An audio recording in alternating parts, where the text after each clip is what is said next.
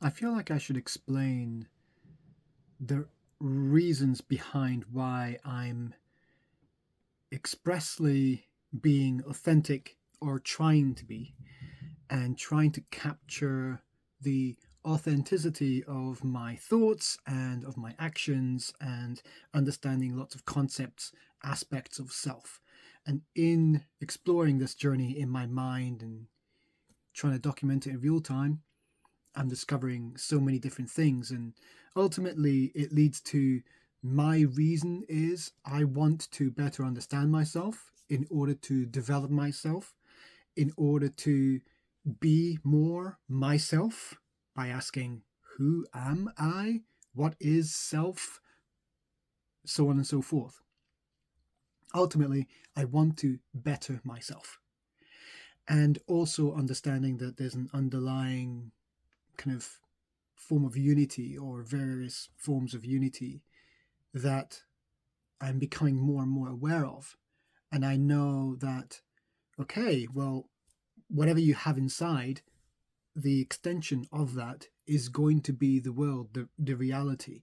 If we all, as pockets of individuals within a society, start, and carry on the the the path, the journey of self development by any means, then you will resonate with this kind of way of talking.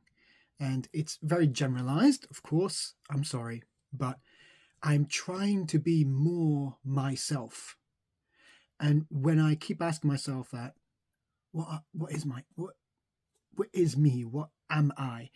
Then I kind of, as a fractal, I fragment my self into selves, and I explore those aspects. And one predominant one that I'm becoming more and more aware of and trying to describe is the aspect of ego and this identity, this self, this identity of self. And it's of form and it's of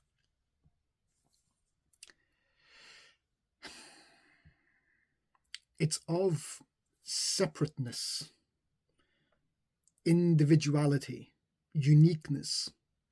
It's of lots of things that constitute what you think is you. And all of it is ego.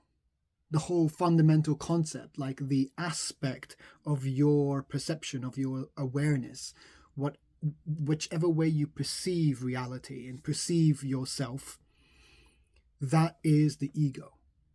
And when you go, well, I don't understand or whatever, then you should like follow along. Okay, you identify what is your body. Tell me, describe to me what is our body.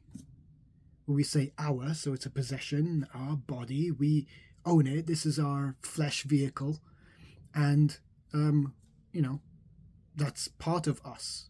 And we go, okay, we're getting somewhere.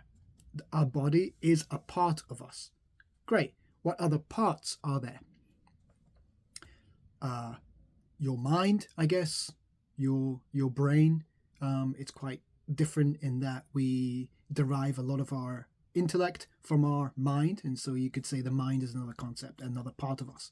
Great, and it's these kind of. I mean, that was very cynical and sarcastic, but that's what's required in terms of like adjusting your level of communication and entry points into fundamental subjects, and like forms of understanding where you follow a certain narrative through my abstractions. And I'm trying to get more and more people on board with looking at themselves as in different parts, which I call the aspects of self. So I've already mentioned ego and body and mind. And there's also high, and there's also will, and there's also soul. So you've got mind, body, soul, and ego, high, and will. And I want to, some of those we perceive as like maybe four or five. maximum, I think. Like relationships that we can have within ourselves, but we're never really whole because and I mentioned like soul and will because I think they are suited to fit as aspects that we need to pay more attention to. And that's all resource stuff. That's another talking point. One of the reasons why I'm trying to be more of myself is and follow the line of thought where you are aware of your mind and its thoughts, and you're aware of your ego and its thoughts. And together they create the ego mind. And that's basically our state, our default state when we're out in society. But that might not necessarily be retained 100% when we're at home in our own privacy. We notice we act slightly different when we're private, when we're alone. Examples: the food that you might prepare for yourself.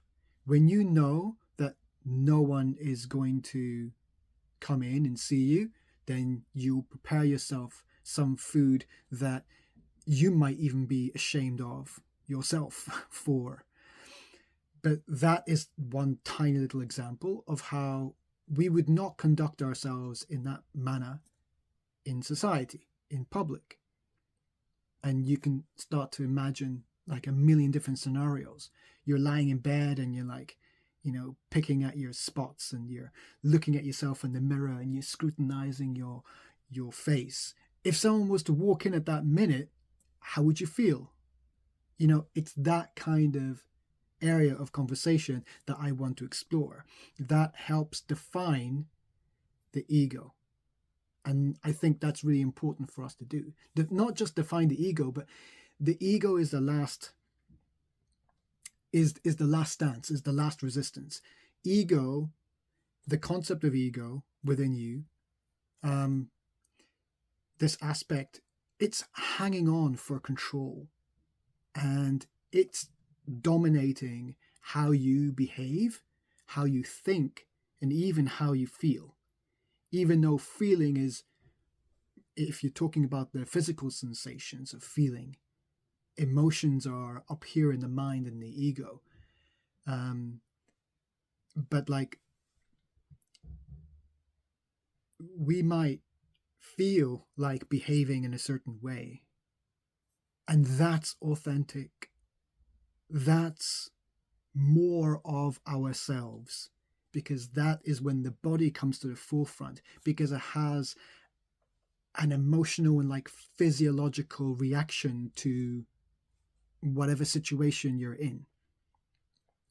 But if we live in an ego mind dominated way of life in society, then all of these tiny little moments when you get embarrassed, or you got really offended, or you did something foolish, or you sounded like an idiot, or that you gave away the game that you are into someone, all of these like social melodrama bullshit, that's all of the ego and mind and their emotions, right? That's all a game. And like, society is so enthralled and so like lapping up all of this social gossip and demeanor. But basically, like, we all act like that. We all act, right? We all act. And so if we follow the line of thinking that, yeah, we all act in a certain decorum in society, and that's good because we get stuff done, we set boundaries, and we set rules and structure and law, and it makes it much more like comfortable for everyone. Because if we were all to act like truly ourselves, then we would be living in societal chaos, right? And obviously I understand that. It's just that's not going to be the case if we try to get there slowly from here. If in the extreme end, which is a fear-mongering tactic, obviously, on the extreme end of anything, we can see pandemonium and reasons to not go down that path.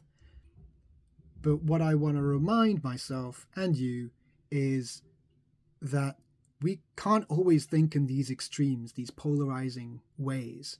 We have to think of incremental actions towards a brighter future or a improved self, and then society as an extension of ourselves, just like our awareness is an extension, or rather like these aspects of self is an extension of our awareness becoming more aware. So before we're just like, oh, ourselves is, my name is Mark, this is what I do, and this is who I am, and like we would have like a dating bio or a professional bio, and that bio we say that's self. Yeah, right. We know it's bullshit, but for some reason society has chosen to really stick to the rules and the boundaries set by like I guess a common understanding and a common preference for how to conduct yourself in public, in society. And it's all with the ego mind, and we all also know at the same time that's bullshit, and there are so many contradictions, and there's so many like very confusing invisible boundaries that we can't cross, otherwise we'll be reprimanded and bullied and subjugated to ridicule and judgment. It's like all of these social dynamics, it's perfectly natural. But when you understand that all of it is basically of the ego mind state, and that you are slowly becoming more aware of different states within you in real time and observe them. And so when you start to observe experiences or states within yourselves, and you are aware of these concepts, and you're aware of like, this makes sense. Right now, I am tuned into my body. And through the state of high and body working together, they are in the zone and they are tuned in. And their senses come alive and their ego takes a back seat. Even their minds might take a back seat. And so in that state, as long as ego doesn't come back and mind doesn't come back and take control of your awareness, in that state, for example, you hear the birds singing and you hear the wind, and you become aware of your surroundings with different people in the house. And as soon as my mind thinks, oh, there's someone walking around, my ego will go, stop the video, shut up, what are you doing? I mean, obviously I'm beyond. I want to open the curtains. I'm just afraid of the yellow cast that the camera does. It's not because I am Asian, a little bit, but yeah, see this kind of like madness, this authenticity, it's coming through a form of high, indeed, right?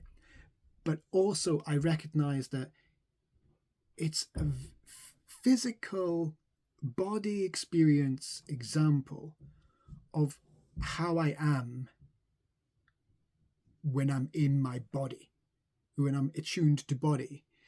And that's to say that either the body comes to the forefront along with high, and that is our state. That is our like, oh my God, it's so delicious, messy eating. It's the like, you're picking things on your face, and you're like, you don't really care, you're disheveled, and you're sloppy, and you kind of like, you feel like you are a tourist in your own body. And that's what I've described before. When you're in, again, a spectrum, you're in a higher state of being high, and you're on the, oh, someone at the door. I got a big package. What was I talking about? Various aspects of self. This choice to bravely be more of myself, because through this journey I'm becoming more and more like strongly aware that these concepts and these notions, they make too much sense to ignore. And I'm conscious of my delivery, not putting people off, but can't be helped. I am who I am. If you follow along, great, because this is an unraveling of truths that's going to shake your world, and hopefully shake the world. And it's all inside to out.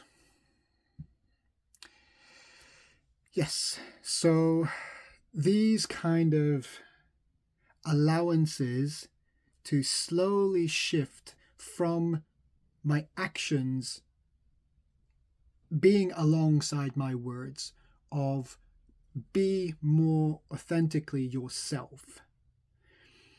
Through exploring yourselves, your aspects of self, then you can allow yourself to slowly identify with them more.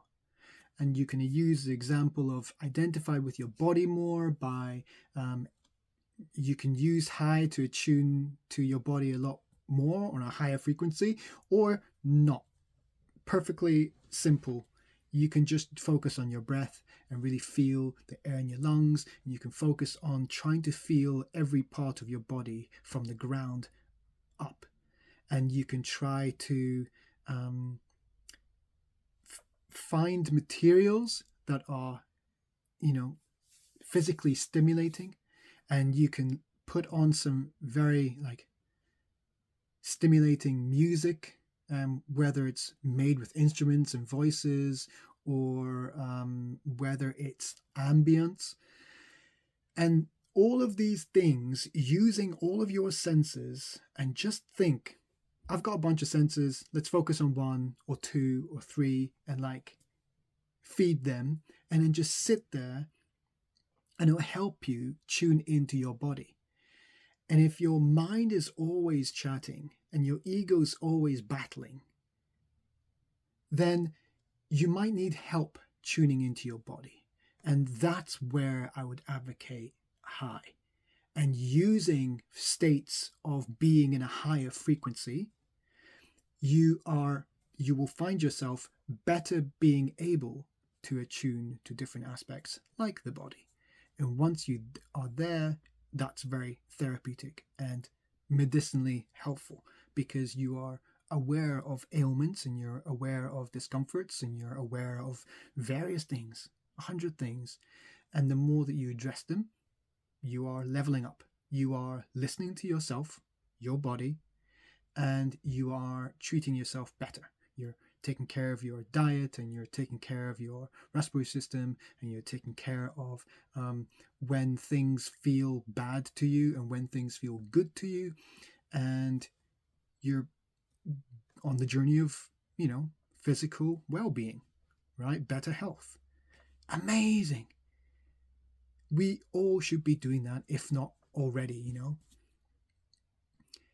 And I would advocate that, whilst also using that as an example of an understanding that points towards other things, because we are pretty much not really self-aware of ego, and that's the main one. Because it's harmless to think of our bodies, it's actually quite nice to think of our bodies as being, something that we can take care of, and something that we should love, and we should love ourselves, we should love our bodies. And we're becoming more on board with this line of abstract thought.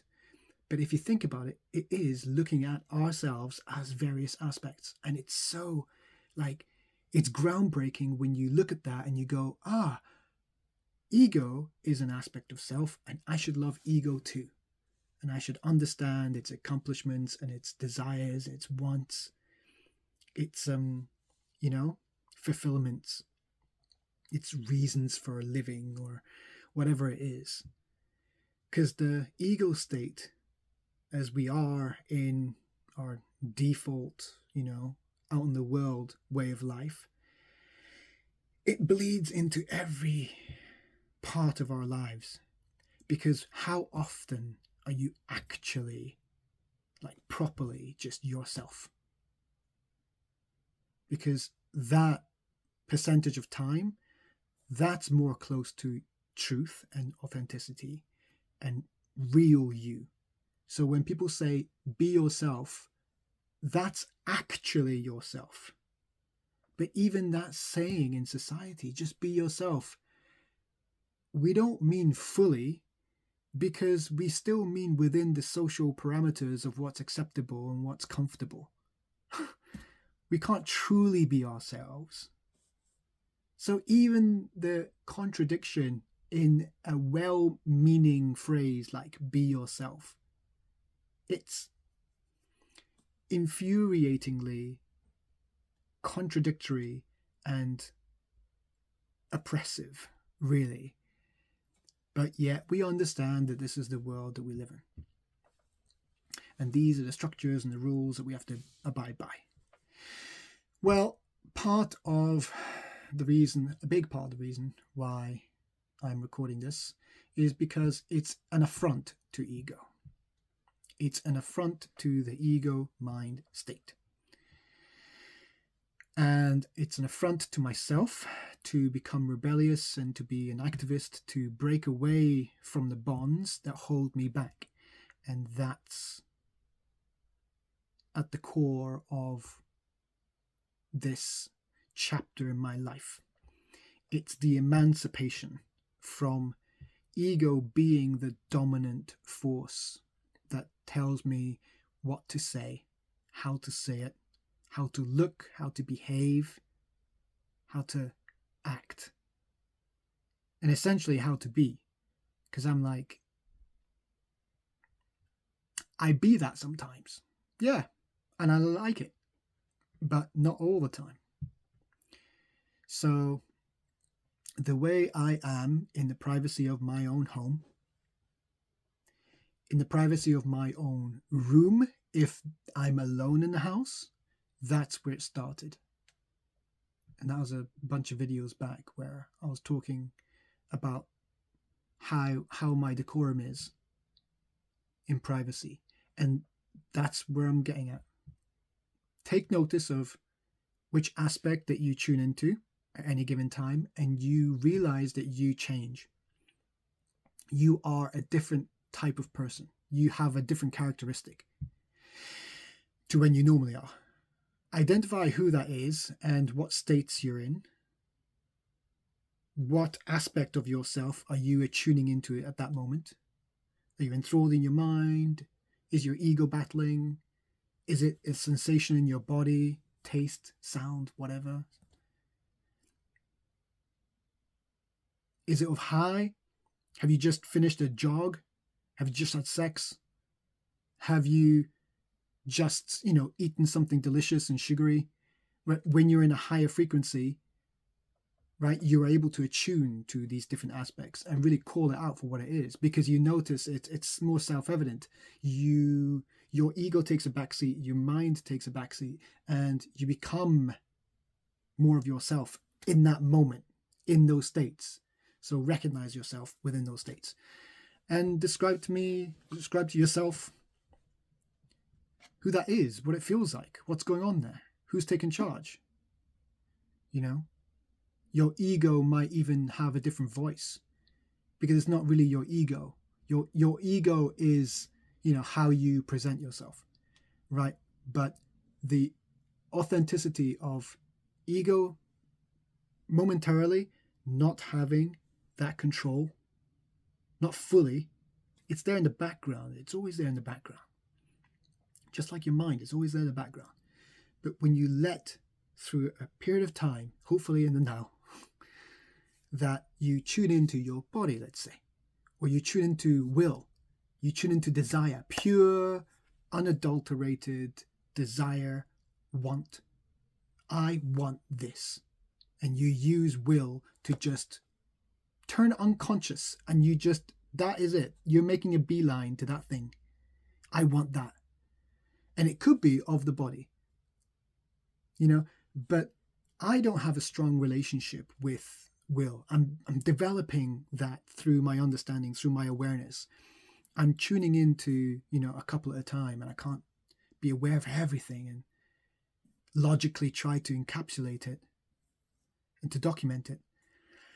But I believe will is that strong want, right?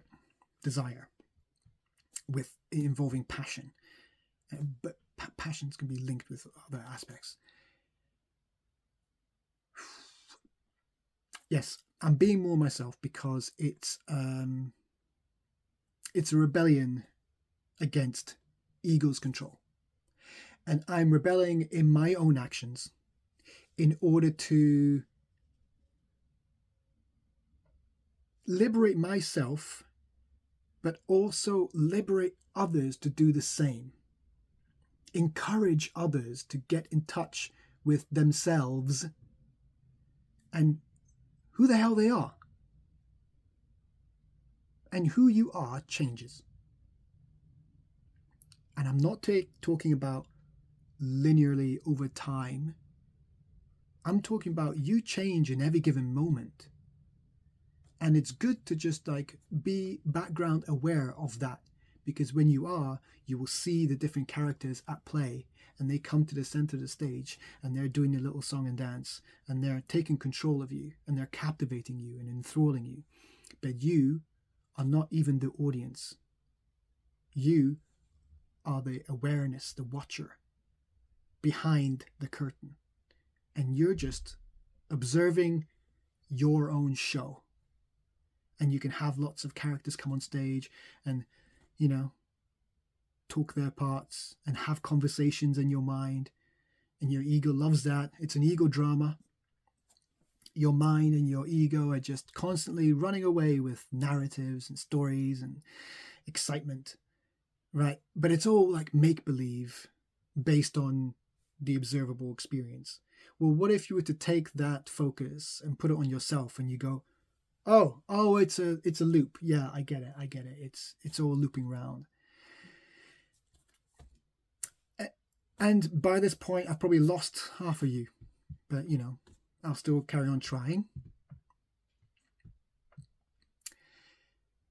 This is an expression of me being authentic, and I advocate this because the implications and the extensions of what it will mean when more people allow themselves to do this will simultaneously confirm and